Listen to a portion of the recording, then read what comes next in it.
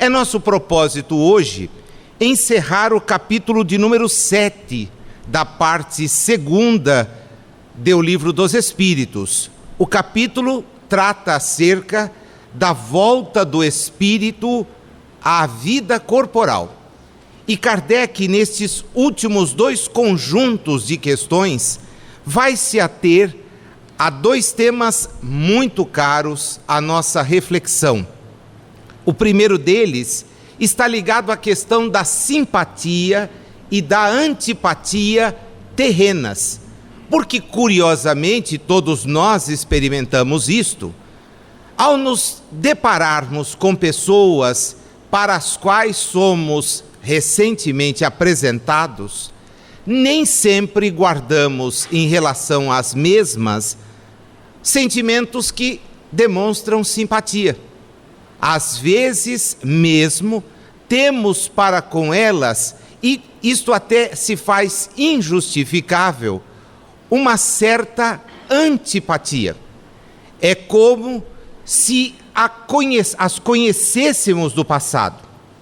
É como se de alguma forma, sem ao menos ter-lhes ouvido quaisquer outras impressões, já mostrássemos relativa aversão.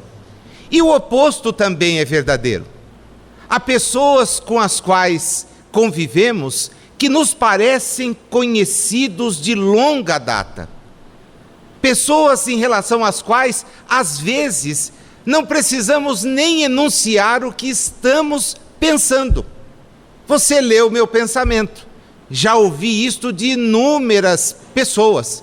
E eu não tenho a faculdade de ler pensamentos. Se a tivesse, confesso, também não tornaria público. Porque, de repente, o sujeito te abre os braços e diz: "Oi, meu querido". E a gente sabe que aquele "oi, meu querido" é exatamente o inverso, né?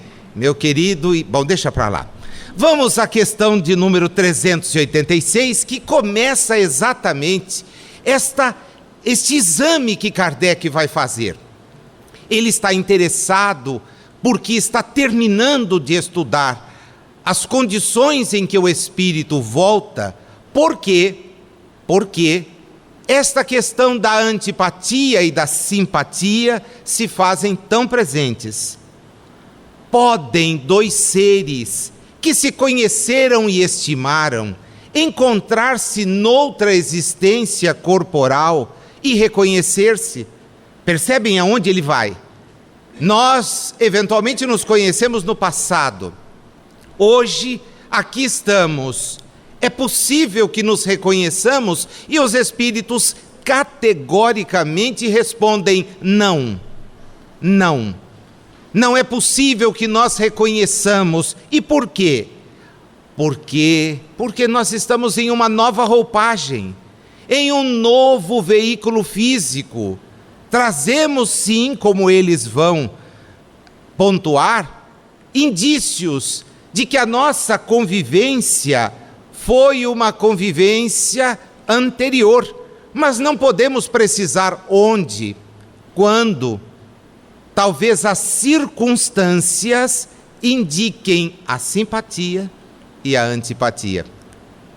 Dizem os espíritos: podem, porém, sentir-se atraídos um para o outro, e frequentemente diversa não é a causa de íntimas ligações fundadas em sincera afeição.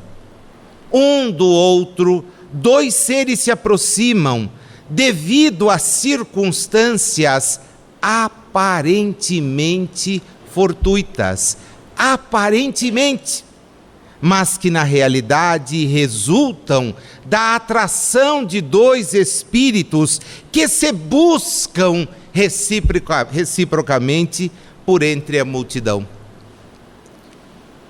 Veja, é apenas uma aparência. A aparência que aqui está nesse instante. Porque a persona nazil não é o espírito nas suas múltiplas romagens. Quantos nomes já tive? Quantas aparências já ostentei? A individualidade, que é o espírito, assoma a cada nova experiência com o propósito de evoluir. E é, pois, a partir desta ótica, a ótica extrafísica, que espíritos se buscam, se atraem e vão, consequentemente, desenvolver projetos que lhes devem conduzir à melhoria, à elevação. Kardec acresce uma pergunta suplementar, porque ele está cuidando de simpatia. Então, será que não era agradável se eles se reconhecessem? E os espíritos prudentes, como são, nos advertem: nem sempre. A recordação das existências passadas teria inconvenientes muito maiores do que imaginais. Depois de mortos, reconhecer-se-ão, e aí saberão que passaram juntos algum tempo. Mais adiante, na questão que inicia a parte do esquecimento do passado, nós vamos poder estudar acerca deste ponto.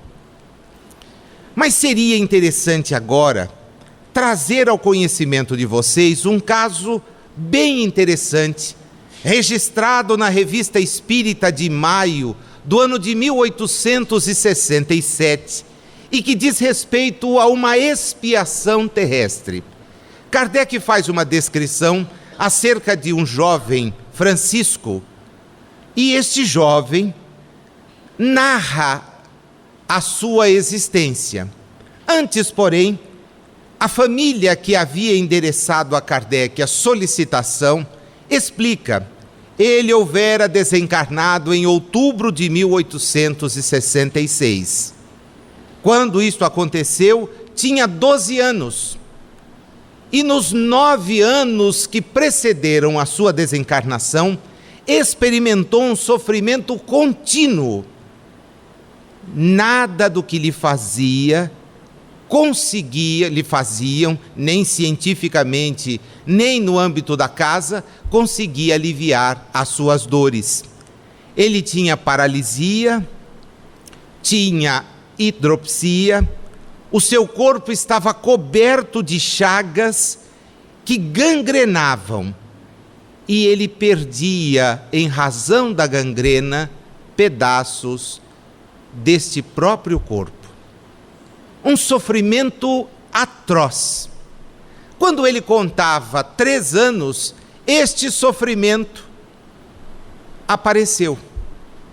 A moléstia e o conjunto das moléstias se fez presente, mas foi a época em que ele nasceu, em companhia uma irmã. E curiosamente, durante os 9 anos subsequentes, Francisco foi incapaz de interessar-se pela irmã. Ela lhe dava todas as demonstrações de carinho, mas ele as repelia com uma veemência que não era demonstrada nos demais tratamentos. Isto fez com que a família se questionasse a razão. Por que é que alguém que nem sempre reclamava das dores que experimentava não conseguia aceitar a companhia da irmã? Evocado, ele vem mais de uma vez à sociedade parisiense.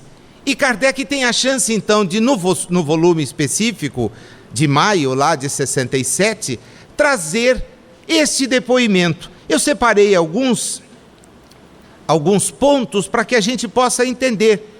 Primeiro, quando ele diz: vocês gostariam de saber quem eu fui e por que sofri. Olha, é um ensinamento que todos talvez possam entender. Eu errei, fui um assassino, atentei contra a vida dos semelhantes, mas eu fui um assassino cruel. Eu matei a todos os que matei lentamente. Fiz que cada um sofresse sofresse muito. E uma das minhas vítimas atrozes voltou para dentro do mesmo lar, e a sua presença me trazia um desconforto enorme, exatamente porque o seu comportamento para comigo não era o comportamento que eu esperava pudesse uma vítima ter. A da rejeição, o do afastamento, o da crítica. Ela me estendia as mãos em solidariedade. Já não me bastava colher os frutos daquela reencarnação dolorosa, e eu ainda tinha que ver ao lado, porque nos momentos em que o meu espírito gozava da libertação, eu tinha a certeza de que convivia com alguém a quem houvera e muito prejudicado. A sua presença, embora carinhosa, era para mim uma presença incômoda. Ele avança um pouquinho mais para dizer, depois de uma pergunta que lhe é feita, no sentido de que, se este sofrimento não lhe bastava para a expiação, ele diz: olha, o sofrimento ajudou, mas ainda não é nada, absolutamente nada, quando comparado ao que sofro aqui na realidade espiritual. Dá-nos uma dimensão que os espíritas temos que procurar observar, porque às vezes as nossas provas, as nossas expiações terrestres são mínimas comparadas ao sofrimento moral que experimentaremos devolvidos à realidade mais ampla. Porque aqui, como já ligaremos, a bênção do esquecimento talvez nos faça ter como companhias aqueles aos quais prejudicamos, aqueles contra os quais agimos. Mas a realidade espiritual não é a realidade física. A realidade espiritual é a da consciência, é a da reflexão. E é lá, no âmbito desta realidade, que os sofrimentos morais são atrozes. O jovem Francisco falava das suas dores físicas, mas quando as comparava às dores espirituais, dizia que elas eram mínimas. As dores do espírito, as dores da alma, aquelas que somos chamados a expurgar, a entender. Se as físicas podem ser eliminadas mediante tratamentos, e hoje experimentamos uma sofisticação em tratamentos, as morais demandam não a intervenção externa, mas a interna. Daí porque a doutrina espírita, através dos seus abençoados dirigentes, daqueles que da realidade espiritual nos norteiam o caminhar, não cessa de nos recomendar a prática do bem, a diuturna prática do bem. Na questão subsequente, Kardec vem nos dizer: a simpatia tem sempre por princípio um anterior conhecimento, né? Porque também aí é o lado místico. Então se eu me dou bem é porque ele já conviveu. A tal da procura permanente das metades eternas, que nós já vimos aqui, não tem, né? Estou sempre procurando aqueles. Não, nós temos que ser simpáticos a todos. Esse é o primeiro ponto a ser considerado. Se chamamos a Deus de Pai, temos os homens todos por irmãos. Logo, devemos guardar a simpatia, ou buscar ser simpáticos. Não devemos nem tanto esperar que as pessoas sejam em relação a nós, mas nós, no desafio de praticar o bem, precisamos ser simpáticos a todos mesmo, sem exceção. A resposta dos espíritos é monossilábica, né? Não. Dois espíritos que se ligam bem, naturalmente se procuram, um ao outro, mas isto não implica que eles tenham se conhecido antes como homens, porque, a bem da verdade, passamos largos períodos desencarnados. E nestes períodos vamos nos associando a inúmeras pessoas. E pode ser que, reencontrando-nos, guardemos a afinidade espiritual. Aquela afinidade que nos faz lutar por causas comuns, sem que tenhamos sido educados nas mesmas casas, nas mesmas escolas. Quando hoje encontramos um séquito de espíritos preocupados com as questões da natureza, envolvidos com a proteção dos animais, sem que esse seja um comportamento que seus pais tiveram, nós identificamos a afinidade que estes espíritos trazem da realidade espiritual. E se falamos na afinidade benéfica, seria oportuno que guardemos também a advertência de que esta afinidade pode não ser tão criativa e evolutiva assim. É possível o consórcio de mentes para a prática do mal. Por quê? Bem, em razão da nossa própria condição evolutiva. Os encontros, continua Kardec a perguntar, que costumam dar-se de algumas pessoas e que comumente se atribuem ao acaso, não serão efeito de uma certa relação de simpatia? E aí, há material que eu confesso para vocês, gostaria de reservar o tempo de uns 3 domingos para que a gente pudesse conversar. Primeiro, porque vem uma advertência. Entre os seres pensantes, a ligação que ainda não conheceis. Olha o tamanho da encrenca. Coisa que nós ainda nem temos ideia. E nós achamos que sabemos tudo. Achamos que temos um domínio. E eles nos advertem, para nos dizer logo em seguida, o magnetismo, esta forma de atração, é o piloto desta ciência que mais tarde compreendereis melhor. Há muitos que criticam o fato da doutrina espírita, na sua visão, que me parece muito curta, mas que tem o direito de externar. Já disse aqui por mais de uma vez que morreria para garantir o direito das pessoas dizerem o que quiserem, expressarem as suas ideias, mas seria muito importante que as pessoas pesassem aquilo que falam, aquilo que enunciam, porque há pessoas que dizem que a doutrina espírita está superada, que Kardec ficou para trás, e criam-se teorias e situações imaginárias, lançadas em obras, em jornais, como se tais teorias se pudessem se sustentar, e não se sustentam, e não sobrevivem, mas estão aí. Devemos todos mesmo garantir que cada um expresse o que vai no seu íntimo. Todavia, cabe-nos selecionar. E aqui está uma prova evidente. Os espíritos nos prometem um conhecimento ainda maior. A partir da nossa busca, porque eles condicionam isto ao estudo do magnetismo. E do que do magnetismo decorre?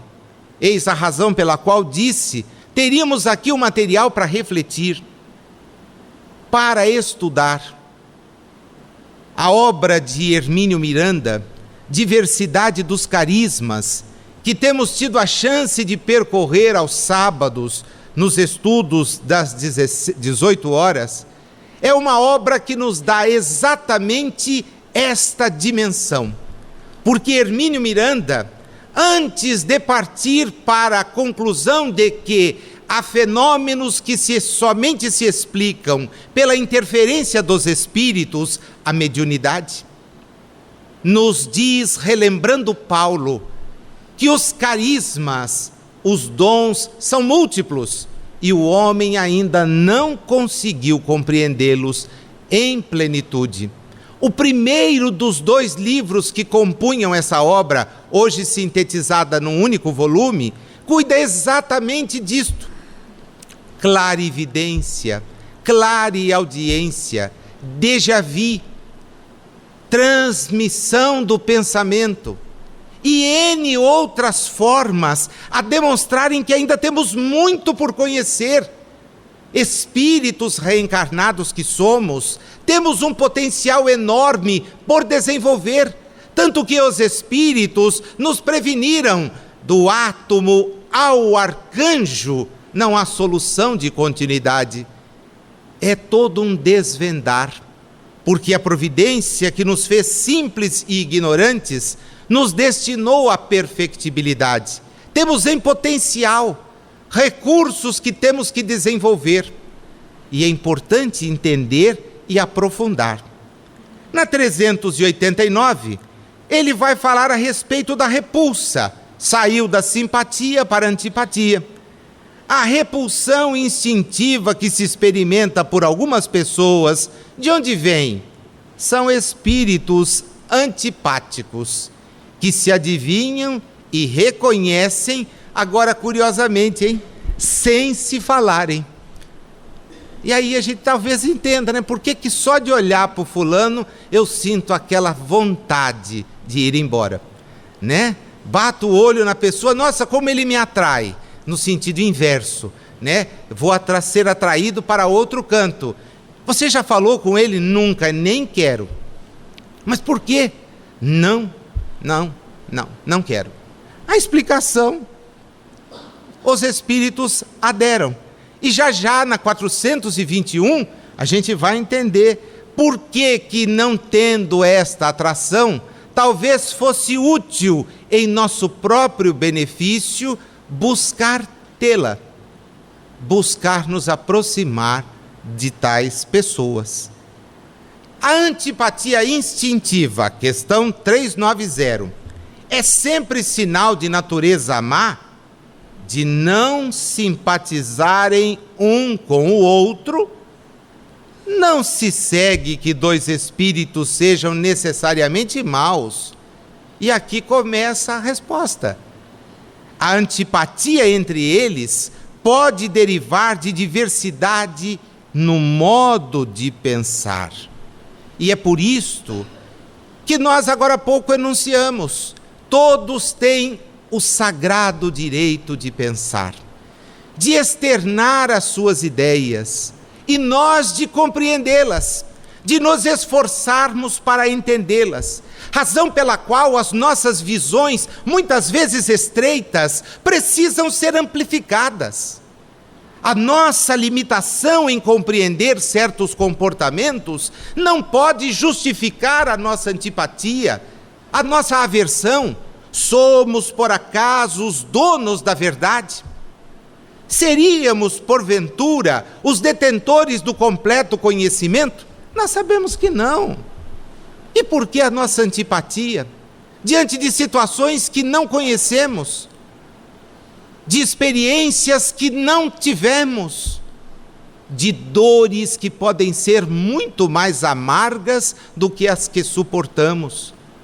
É importante que a doutrina espírita então nos conduza, e diante desses comportamentos que para nós seriam censuráveis, nos mostremos criaturas perfeitamente capazes de compreendê-los, de entendê-los. Não há necessidade de sairmos com camisetas, cartazes, apoiando. Não é isto. Mas devemos entender por que as pessoas assim se relacionam, assim agem, assim se comportam. Temos que ampliar. Na 391, quando encerra este bloco, diz-nos, Kardec quer saber se a antipatia entre 2 pessoas nasce primeiro na que tem pior espírito ou na que o tem melhor. O enunciado merece um pouquinho a gente parar, né? Os espíritos já disseram que não há nada de mal, natureza má em um e em outro. Então Kardec dá uma invertida e diz assim: e qual dos dois faz brotar primeiro a antipatia? Se é um que é bom, que nos parece bom, embora bom seja um adjetivo não muito aplicável à realidade terrena, mas vamos lá, né? Vamos tomar que sim. E o outro que parece não ser tão bom. Ele diz, olha, diz o que responde, numa e noutra indiferentemente, mas distintas são as causas e os efeitos nas duas. Vamos lá agora? Um espírito mau antipatiza com quem quer que o possa julgar e desmascarar. Isso dá para notar na frente do espelho, né? A gente colocar isso, quer dizer, você está com medo da pessoa, por quê? Porque talvez ela revele quem você é. Ao ver pela primeira vez uma pessoa, logo sabe que vai ser censurado. E aí a gente foge. Eu não sei vocês, mas eu sou um amante, entre aspas, da crítica. Adoro ser criticado, vocês também, né? Ótimo, então estamos todos em casa. Também vou ser sincero aqui, não admito muito o elogio, não gosto dele. E aqui estou sendo honestíssimo. Mas a crítica não gosto também não. E a gente gostaria mais de ser aplaudido sempre, né? Não porque aplaudido nas nossas atitudes.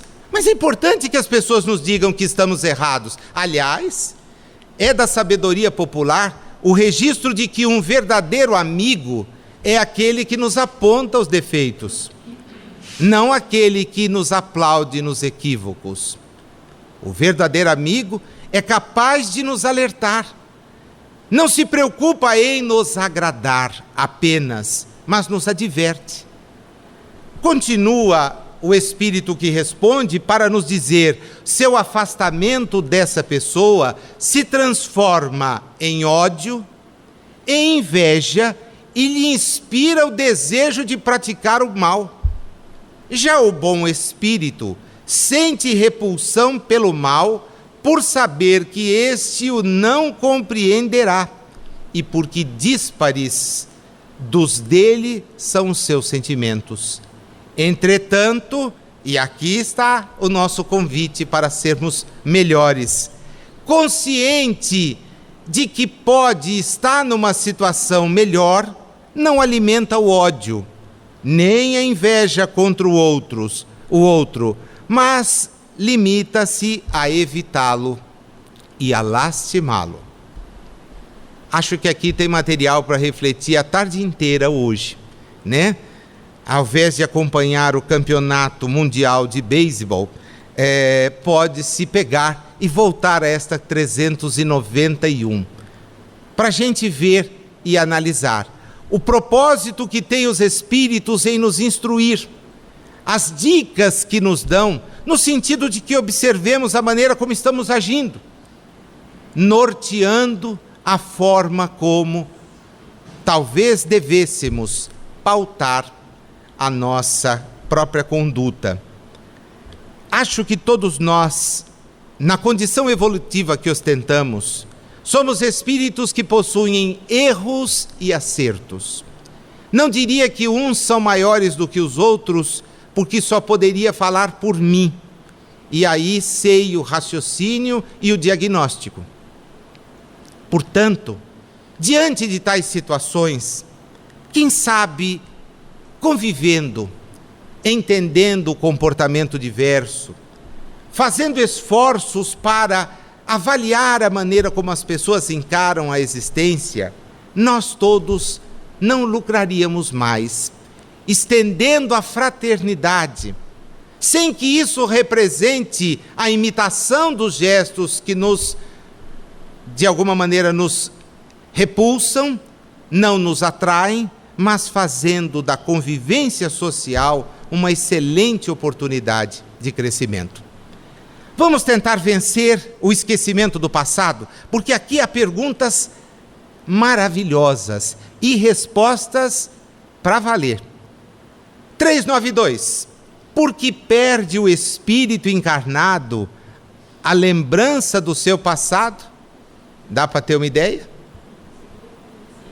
Seria uma loucura se soubéssemos. Imagina, né? Este filho lindo que hoje me estende os braços é o inimigo que ontem eu apunhalei. Esta filha com a qual hoje tenho cuidados e zelo foi a mulher a quem submeti às mais adversas condições de tratamento. A mãe que me acolhe é aquela mesma que aprendeu a me perdoar. O pai que me orienta é talvez aquele que ontem a minha conduta tenha desorientado. É importantíssimo, como dizem os Espíritos, não pode o homem nem deve saber tudo. Deus assim o quer em sua sabedoria. Se o véu que lhe oculta certas coisas ficaria, sem o véu que lhe oculta certas coisas, ficaria ofuscado, como quem sem transição saísse do escuro para o claro. Vocês já experimentaram esta sensação? Dentro de uma sala escura, abrimos a janela e somos imediatamente ofuscados. Esquecido do seu passado, ele é mais senhor de si. Vai conduzindo. Nós acabamos de ver na 386 a análise desta questão. E se formos a 891, vamos encontrar exatamente na necessidade das filiações, porque o nosso mundo é o mundo em que ainda um espírito depende da bondade de outro, do compromisso de outro para tornar. Pais e mães têm essa responsabilidade. Vamos encontrar a seguinte lição: estando na natureza o amor materno, como é que há mães que odeiam os filhos, e não raro desde que eles nascem? Às vezes é uma prova que o filho, que o espírito do filho escolheu, ou uma expiação, se aconteceu não ter sido um bom pai, uma boa mãe, um bom filho, noutra existência. Em todos os casos, aquela que não é boa mãe só pode ser a encarnação de um mau espírito, que procura criar embaraços ao filho, a fim de que sucumba na prova que buscou. E ao invés de criticar a mãe, eles nos dizem o seguinte: o filho será recompensado se souber entender e avançar. Paremos e pensemos. Também, em O Livro dos Médiuns, há uma clara advertência para uma curiosidade que vai nos parecer natural, né? Quem será que eu fui? Alguém aqui já parou para pensar nisso? Quem foi numa existência anterior? E nada de pensar no sentido de título de nobreza, espero, né? Será que eu fui um príncipe? Ou uma princesa? Uma duquesa, talvez? Bom, duquesa era um título muito difícil de ser conseguido. No Brasil nós os tivemos pouquíssimos. Bom, então quem sabe um barão, né? Fui alguém nobre no passado. Ou um discípulo de Jesus. Dá para imaginar que não, né? Se fosse, a gente não estava aqui, nessa hora. Então a gente vai tendo uma certa ideia. Às vezes é evidente. Eu narrei já aqui dessa tribuna o episódio envolvendo uma pessoa dessas que anda pela rua e que pede a ajuda dos outros, que gostava de ir em casa tomar chá. E queria o chá, servido em xícara. Curiosamente, você imagina, para na porta de alguém, tem chá. Em casa não tem chá. Dirão os meninos, nem colher de chá, né? Porque a gente cobra muito, mas não tem chá. E esse sujeito ia pedir chá. Quando eu estava em casa, fazia e dava. E ele pedia: o chá é preto. Chá preto é uma coisa que a gente não tem em casa. Mas olha, não é preto, né? Um dia eu levei a sério. Eu o servi numa xícara de porcelana e perguntei: o senhor gostaria que fosse com leite? Ele sorriu e disse sim, com leite. Eu falei: é uma pena que eu não tenha cubinhos de açúcar de beterraba, porque eu estaria servindo a um lorde inglês e me curvaria diante dele com um pano no antebraço para dizer: milord, sinta-se em casa. Torradinhas, croissant, né? O camarada estaria... Era alguém que no passado efetivamente fora uma pessoa importante. Eu não contei na época, agora só para lembrar, para não fechar a história, o leite. Ele me perguntou: é de caixinha, não é? Eu disse sim. O de saquinho não, né? Percebe? São os nobres do passado. Mas um nobre nestas condições estava onde? Que lamento!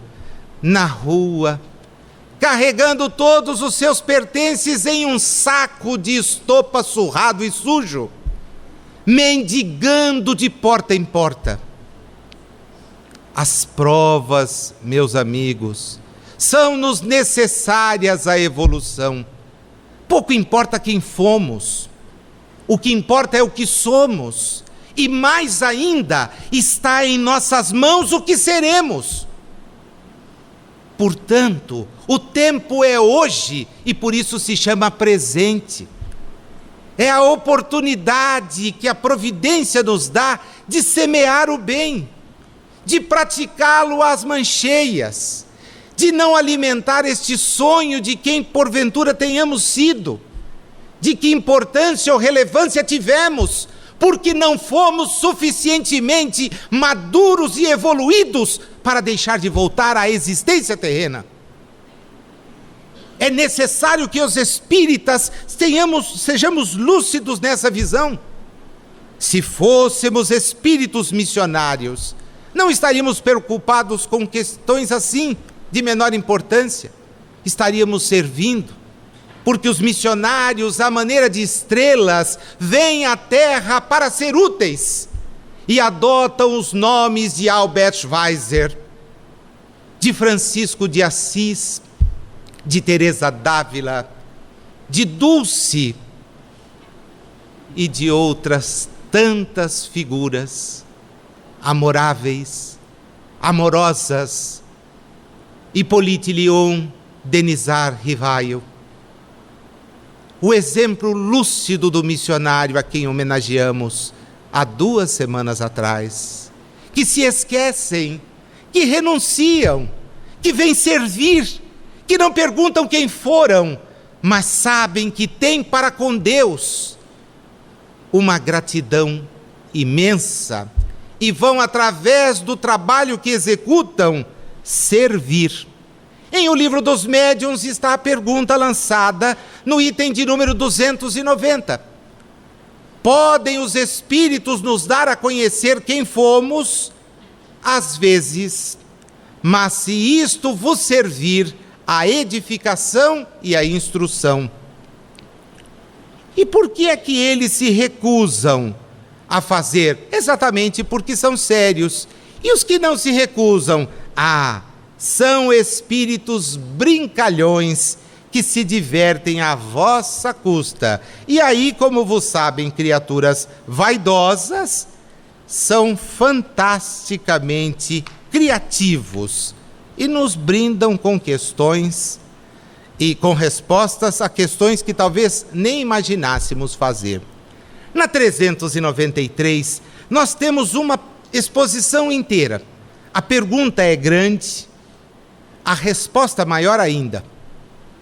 Como pode o homem ser responsável por atos, é a questão da sua amiga, e resgatar faltas de que se não lembra? Como pode aproveitar da experiência das vidas de que se esqueceu? Concebe-se que as tribulações da existência lhe servissem de lição se recordasse do que as tenha podido ocasionar. Desde que, porém, disso não se recorda, Cada existência é para ele como se fosse a primeira. E eis que então está sempre a recomeçar. Fecha Kardec. Como conciliar isto com a justiça de Deus? A resposta ele pediu. Mas pediu mesmo, porque os espíritos vêm dissecar o problema. Vêm enfrentar cada um dos pontos, porque cada nova existência nós dispomos de mais inteligência e melhor podemos distinguir o bem e o mal. Onde o nosso mérito, se nos lembrássemos do passado, quando o espírito volta à vida espírita, diante dos olhos ele consegue entender o pretérito, vê as faltas que cometeu e que deram causa ao seu sofrer, assim como de que modo as teria evitado. Reconhece justa a situação em que se acha e busca então uma existência capaz de reparar a que vem de transcorrer. Escolhe provas análogas às de que não soube aproveitar, ou as lutas que considere apropriadas ao seu adiantamento, e pede aos espíritos que lhe são superiores que lhe avalizem, este novo ingresso, lhe afiancem, fica melhor tecnicamente, lhe afiancem este novo ingresso. A fiança é a garantia pessoal. E lá estão os nossos maiores a nos dizer: voltem, voltem e sejam felizes, torceremos por vocês. E nós é que pedimos passar por certas partes da existência como maneira de progredirmos. Mas essas partes surgem. E aí o nosso comportamento é aquele comportamento elevado, a gente nunca reclama. Nossa, que bom que eu estou sofrendo. Nossa, é tão importante esse sofrimento na minha existência. Que bom, só isto. É mais ou menos assim, não é? Eu estou vendo algumas pessoas sorrirem porque devo estar falando alguma coisa que nós não fazemos. Porque basta uma adversidade qualquer e lá estamos nós a lamentar. É a pessoa que reclama quando vai passear. Nossa, eu tenho que passear. Imagina, né? E está chovendo, justo hoje. Mas você não programou o passeio? Ah, mas eu me sinto muito mal. Eu adoraria que tivesse. Não reclame, cara, você está indo. Pare para pensar naquele que está num leito e que depende de alguém para lhe colocar uma colher de sopa na boca. Seja uma criatura mais consciente das oportunidades que a providência nos dá de sermos melhores, de evoluirmos, de sermos maduros, porque aqui estamos para amadurecer. As adversidades da existência, como nos lembra o Evangelho segundo o Espiritismo, em seu capítulo 5, quando versa sobre as aflições, devem nos pôr em marcha, nos fazer caminhar, apesar e em decorrência delas, porque muitas nós as pedimos, enquanto espíritos, e abençoada foi mesmo a providência ao nos fazer esquecer. Em O Livro dos Espíritos, na questão de número 264, que analisamos há algum tempo atrás, nós aprendemos que o que nos dirige na escolha das provas é a natureza das faltas que cometemos. E é por isso que aqui estamos. E lá na 259 do mesmo livro, nós vamos entender que quando nós renascemos, já trazemos conosco fortíssima a ideia de que estamos num período curto, que devemos aproveitar ao máximo para avançar, porque a nossa realidade de espíritos já havia prenunciado Jesus, quando nas páginas do mesmo Evangelho deixou registrado: meu reino não é daqui. E se quiserdes a ele adentrar, tereis que renascer muitas vezes. Mas está em nós acelerar os renascimentos, avançar. No mesmo Livro dos Espíritos, agora na questão de número 983, nós vamos entender porque Kardec quer saber a razão dos sofrimentos materiais, se eles nos conduzem à expiação. É bem verdade que quando a alma está reencarnada, as tribulações da vida são-lhe um sofrimento. Mas pare e pense, só o corpo sofre materialmente. O homem que se considera feliz na terra, porque pode satisfazer as suas paixões, é o que menos esforços emprega para se melhorar. Muitas vezes já começará aí a expiar o que em outra existência ansiará por ter. As questões que se seguem são assim. E é por isto que lá no Evangelho, capítulo 8, quando Jesus adverte-nos a todos a respeito da simplicidade e da pureza, recebemos o convite expresso a não queimar os anos da nossa existência na conquista de coisas materiais que deixaremos. Não queimemos as nossas etapas, esforçando-nos além da conta, para obter bens que ficarão, e às vezes ficarão com herdeiros que foram nossos inimigos. É bem verdade que a gente estará quitando um pouco do débito financeiro que possa ter provocado, mas teremos perdido a chance de praticar o bem, de nos envolvermos em projetos sociais, em atividades em favor do próximo, em estudo aprofundado de algo que não vai nos nortear só na existência, porque o estudo espírita nos norteia pela vida, e nós teremos condições de, ao voltar em outras oportunidades, em países, em comunidades não espíritas, em famílias que não tenham esta visão, de guardar um profundo sentimento de gratidão, porque certas verdades já estarão incutidas em nossa maneira de pensar. A da reencarnação é uma delas, porque nos fará entender a adversidade, a provação, a necessidade do esforço, a necessidade da aceitação. Na questão de número 394, ao falar de mundos mais elevados do que a Terra, Kardec nos orienta no sentido de que tais espíritos não se veem premidos pelas necessidades físicas, pelas enfermidades. Os homens de lá compreendem que são mais felizes do que nós. Relativa é, em geral, a felicidade. Sentimos-la mediante comparação com um estado menos ditoso, visto que, em suma, alguns desses mundos, se bem melhores do que o nosso, ainda não atingiram o estado de perfeição.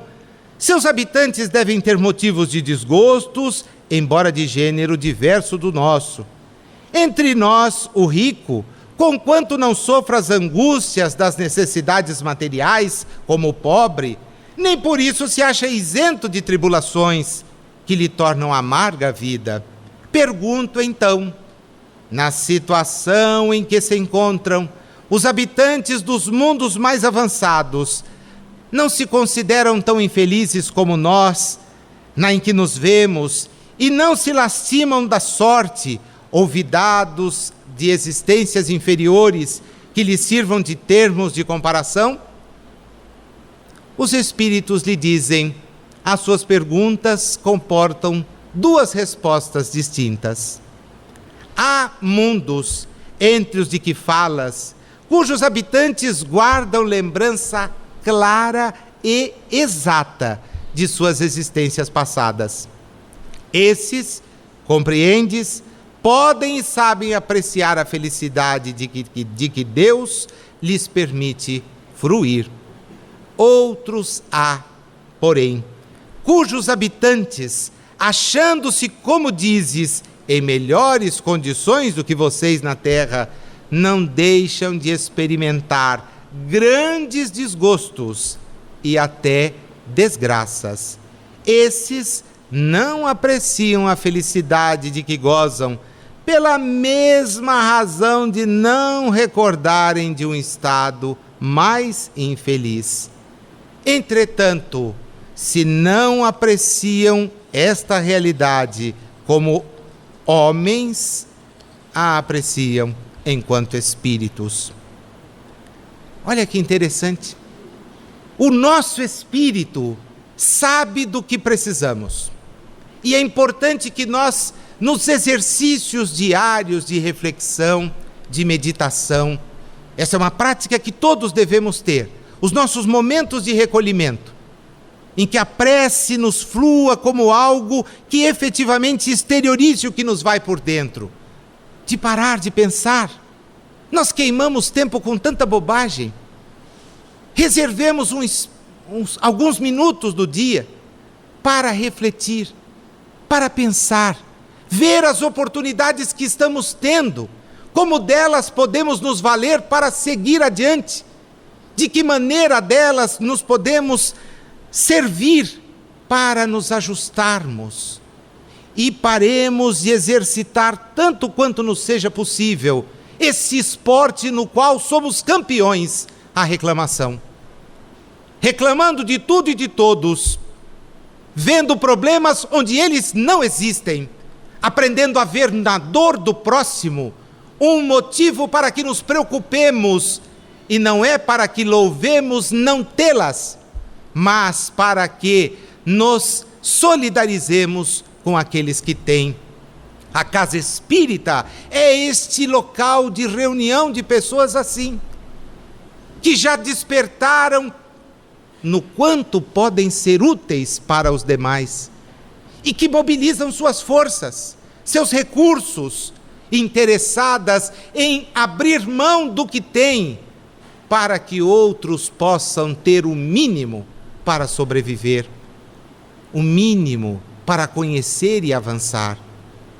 Deixemos de lado o egoísmo, deixemos de lado o orgulho, deixemos de lado a vaidade, deixemos de lado esses sentimentos que muitas vezes nos impedem de ver no sofrimento do próximo algo para com o qual temos a nossa parte de solidariedade.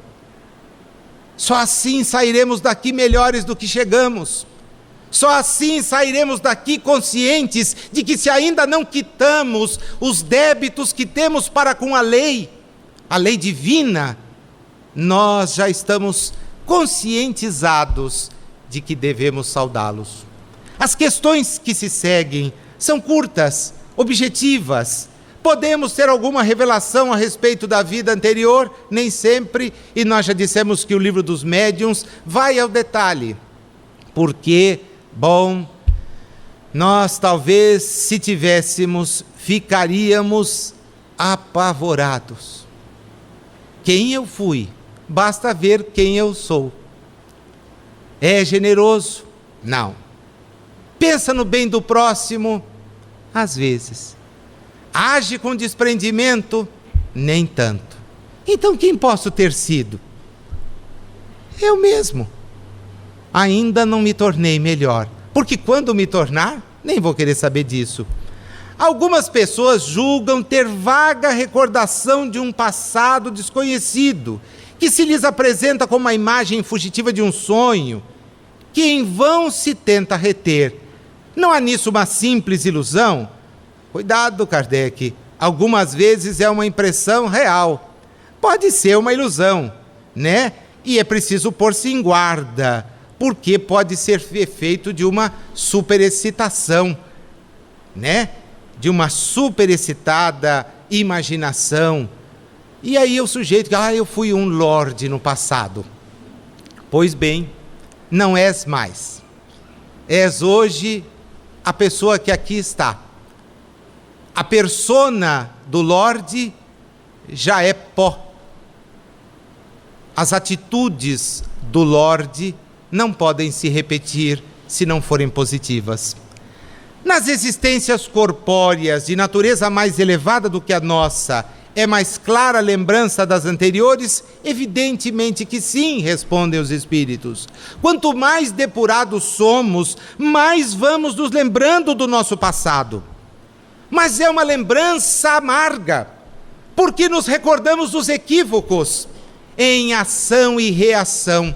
No capítulo destinado ao exame das desencarnações coletivas, o instrutor de André Luiz tem a oportunidade de lhe revelar que muitos de nós, sabendo dos nossos equívocos anteriormente perpetrados, nos dispomos à reencarnação, de maneira a nos ajustarmos com o único tribunal que interessa, o da nossa consciência. E por isso voltamos, por isso experimentamos esse propósito. Nas duas últimas, sendo os pendores instintivos uma reminiscência do seu passado, dar-se-á que pelo estudo desses pendores seja possível ao homem conhecer as faltas que cometeu? É isso aí. Pare e pense. Quais são as suas tendências? Se tiver um lugar na fila, você gostaria que ele fosse seu? Se algo aparecer que leve a pensar, você não hesitaria em tomar posse? As suas condutas são elevadas ou não? Nós nos conhecemos. E aí saberemos quem efetivamente somos. Para encerrar, sendo as vicissitudes da vida corporal expiação das faltas do passado e ao mesmo tempo provas com vistas ao futuro, seguir-se-á que da natureza de tais vicissitudes se possa deduzir de que gênero foi a existência anterior? E esta também mereceria 2 horas. Eu sei que vocês ficariam, mas o almoço em casa reclamaria. A resposta é evidente. Muito a miúdo é isso possível, pois que cada um é punido naquilo por onde pecou. Entretanto, não há que tirar daí uma regra absoluta. As tendências instintivas constituem indício mais seguro, visto que as provas por que passa o espírito o são, tanto pelo que respeita ao passado, tanto pelo que toca ao seu futuro. De tarefa, porque professor não termina sem deixar tarefa, leia os comentários de Kardec sobre esta questão. São fenomenais. Que Jesus e os bons espíritos continuem a nos intuir, para que, sem nos recordar quem fomos, as situações em que estivermos, tenhamos consciência do que precisamos fazer para sermos mais felizes amanhã. Paz a todos vocês.